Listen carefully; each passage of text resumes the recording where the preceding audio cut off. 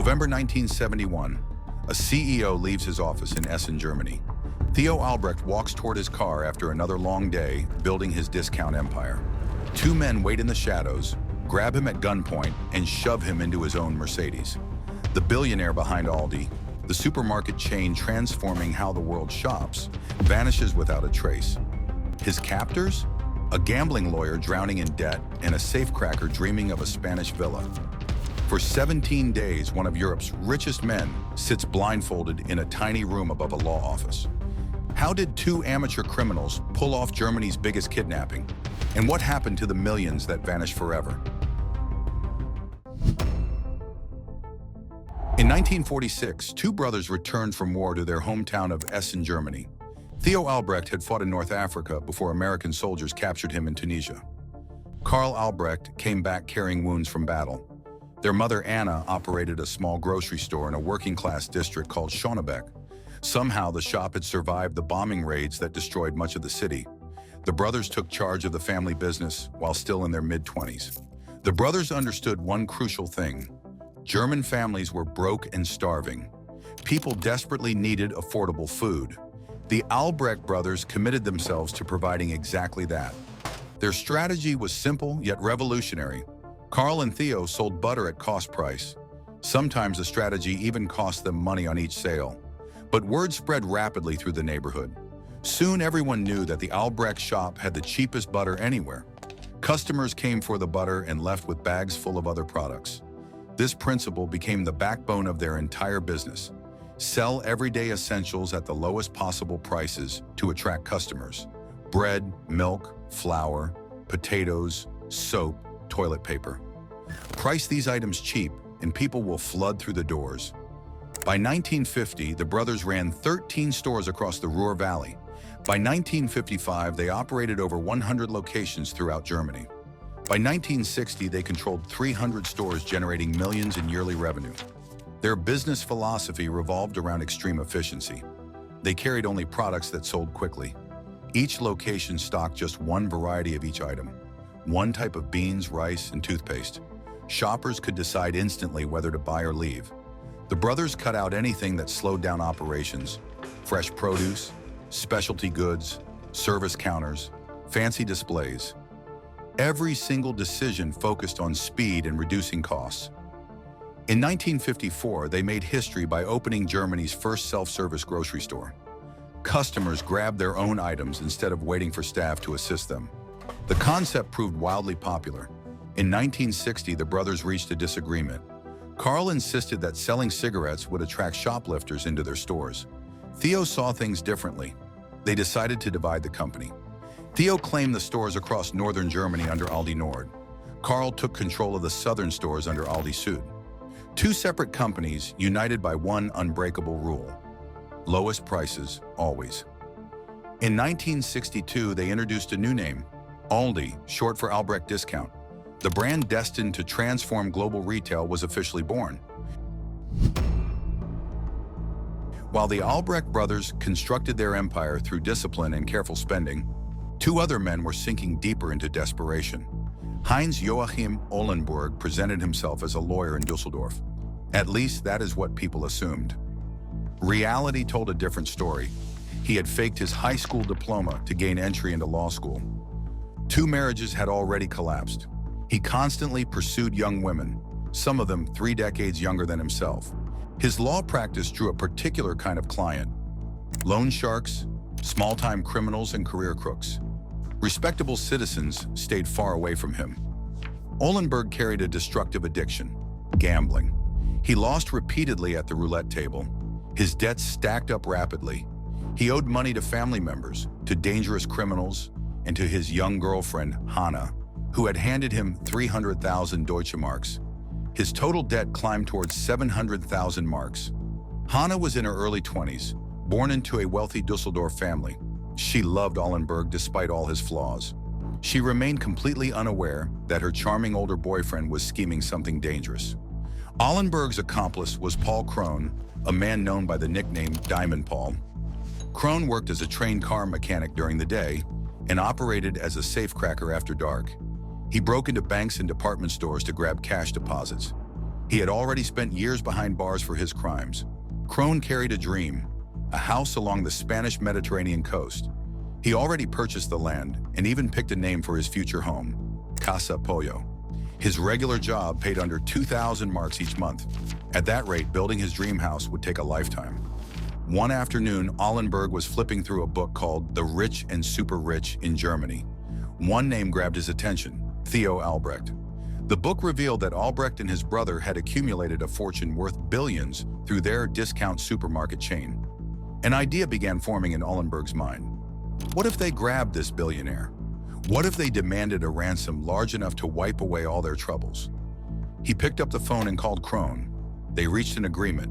One final job, then they would vanish forever. The kidnapping scheme originated with Kron. Ollenburg supplied the target. Together, they prepared to execute one of the most daring crimes in German history. On November 29, 1971, Theo Albrecht walked out of Aldi Nord headquarters in Herten after finishing his workday, heading toward his car in the parking lot. Two men stood waiting in the shadows. Ollenburg and Kron seized him at gunpoint, shoved him into the back seat of his own Mercedes, covered his eyes and sped away. The CEO of one of Germany's largest retail empires had vanished. That same evening, they phoned his wife. They assured her that her husband would remain safe as long as she kept silent. She obeyed. Ollenburg and Kron immediately faced a dilemma. Where do you hide a millionaire? They had organized the abduction carefully, but barely considered what happened afterward. That first night, Kron sat in his garage with Albrecht bound beside him inside the car. They debated hiding spots. A wardrobe trunk, too cramped. A storage closet, 6 weeks for delivery. Wrap him inside a carpet. Perhaps that could work. Ollenburg bought a 2x3 meter carpet. The plan was to roll Albrecht up like a burrito and move him. When they attempted it, Albrecht was too large. The hostage himself suggested a solution, promising full cooperation if his captors uncovered his eyes. Ollenburg and Kron accepted, placing skin patches over his eyelids and handing him sunglasses. Then the pair guided him across a crowded sidewalk in downtown Dusseldorf, straight into Ollenburg's law office. The office buzzed with staff and clients. Ollenburg ushered everyone into a separate room while Kron quietly guided Albrecht down the hallway. They concealed him inside a cramped, 4-square-meter alcove where Ollenburg usually held secret meetings with his girlfriends. For 17 days, Theo Albrecht existed inside that tiny space. He sat on a bed wearing only his undershirt and briefs. His captors delivered bread rolls each morning, steak with potatoes at midday, and coffee with pastries each afternoon. Every 2 days, he received a warm bath and clean underwear. The kidnappers sent his suit to a dry cleaner so he would appear presentable upon release. 4 days passed before anyone raised the subject of ransom. On day 5, Albrecht proposed 100,000 Deutsche marks for his freedom. The kidnappers dismissed the offer immediately. Ollenburg returned with a counteroffer, 7 million Deutsche marks, the largest ransom ever demanded in European history. Albrecht accepted. He had no alternative. The kidnappers developed an elaborate plan for the ransom exchange. They would call the Albrecht residence at exactly 4 p.m. on a specific Tuesday. The family would receive directions to a location where they would find a note leading to another location, then another, then another. The final note would guide them to a forest path where they would drop the money. But the Albrecht family had already contacted authorities. The police were involved. When Kron called to give instructions, the family lawyer answered. He delivered devastating news. The conditions were unacceptable.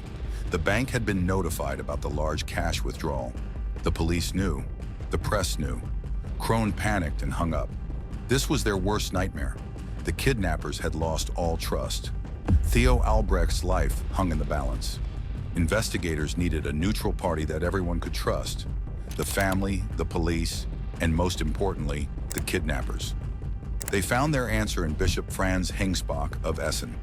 Under German law, clergy members cannot be forced to report crimes learned during spiritual council. The bishop could handle the money and give the kidnappers some assurance that they might actually escape. Bishop Hengsbach agreed to serve as the middleman. The kidnappers accepted the arrangement. But then the press broke the story. The news that a Catholic bishop would deliver ransom money to criminals was simply too sensational. Reporters could no longer stay silent. A press conference was held. The entire world learned what was happening. The bishop had been compromised. The kidnappers called off the meeting. The Albrecht family was desperate. They had lost all contact with the men holding Theo. Their only hope was to broadcast a message on national television, hoping the kidnappers would see it. Meanwhile, Hannah sat at home watching television with Ollenburg. Her boyfriend had been sleeping poorly and complaining about work stress. She had no idea she was sitting next to one of Germany's most wanted criminals. Karl Albrecht, Theo's brother, managed to reach the kidnappers by phone. The conversation was tense. The criminals were furious. But they agreed to resume negotiations. They settled on a new arrangement. Bishop Heinz-Joachim would deliver the money. Albrecht would stay with the bishop for 24 hours after the exchange to give the kidnappers time to disappear. Ollenburg kept reminding Kron to disguise his voice during calls. He knew the police were recording everything, but Kron shrugged it off. That carelessness would cost them dearly. Day 17, December 16th, 1971. A cold, dark dirt road near Dusseldorf. 2 exit roads provided escape routes. The conditions were perfect. The kidnappers arrived with their hostage. Albrecht wore skin patches over his eyes, sunglasses, and an old hat borrowed from Ollenburg. They had shared a glass of sparkling wine to mark the occasion. Ollenburg even gave Albrecht 2 parting gifts. They waited for over an hour. Was this a police trap after all? Finally, a Volkswagen rolled up. 2 men stepped out wearing clerical coats. One of them was unmistakably Bishop Heinz-Joachim. The family had one concern. What if this was an imposter? What if the kidnappers were handing over a decoy while keeping the real Theo? The bishop asked 3 questions that only Theo Albrecht could answer. The first question was about the type of wood in his new bedroom wardrobe. Albrecht hesitated. That wardrobe? What was the wood called? He gave an answer. Wrong. The second question was about an acquaintance they made during a vacation. He got that one right. And the third one, too. Close enough. This had to be the real Theo Albrecht. The bishop and his driver retrieved the money from their car. 7 million Deutsche marks in cash, wrapped like Christmas presents. The kidnappers wished them a Merry Christmas, handed over the Aldi founder, and vanished into the darkness. Nobody followed them. They had done it. They were now multi-millionaires and Germany's most wanted criminals. Theo Albrecht was free after 17 terrifying days. He spoke briefly to reporters. "I am, of course, very tired. It was a very exhausting business." Those were the last public words he ever spoke. Investigators had one crucial piece of evidence: recordings of the phone calls between the kidnappers and the Albrecht family. The district attorney played the tape on German national radio, hoping someone would recognize the voice. Someone did. Kron's own sister was watching television when the recording aired. She recognized her brother's voice instantly. This was the kidnapper that all of Germany was hunting. Hannah recognized the voice too. Ollenburg had invited Kron to dinner at their home many times. She knew exactly who that was. The owner of a small electronics store in Dusseldorf also recognized the voice. Just the day before, a man with that exact voice had visited his shop to pay off an installment plan. He had even bought a new stereo system for 3,400 marks. The shopkeeper called police. Investigators had recorded the serial numbers of every 500-mark bill in the ransom bundle. 3 of those bills had been used in the electronics store. It was a perfect match. Paul Kron was arrested 2 days later. Meanwhile, a young police trainee named Peter Spohr was working on a different lead. He and his mentor visited the office of Kron's lawyer. While there, they noticed a streetcar passing by outside.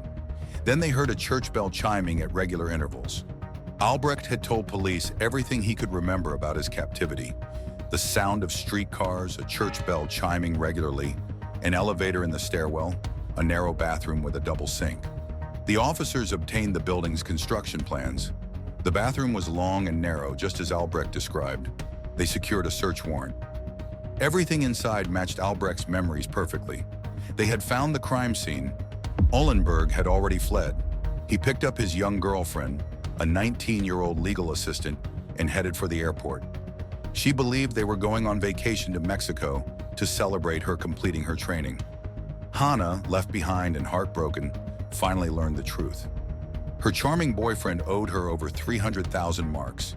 He had kidnapped one of the richest men in Germany and held him in his office while coming home to her every evening as if nothing happened, all while secretly planning to flee with another woman.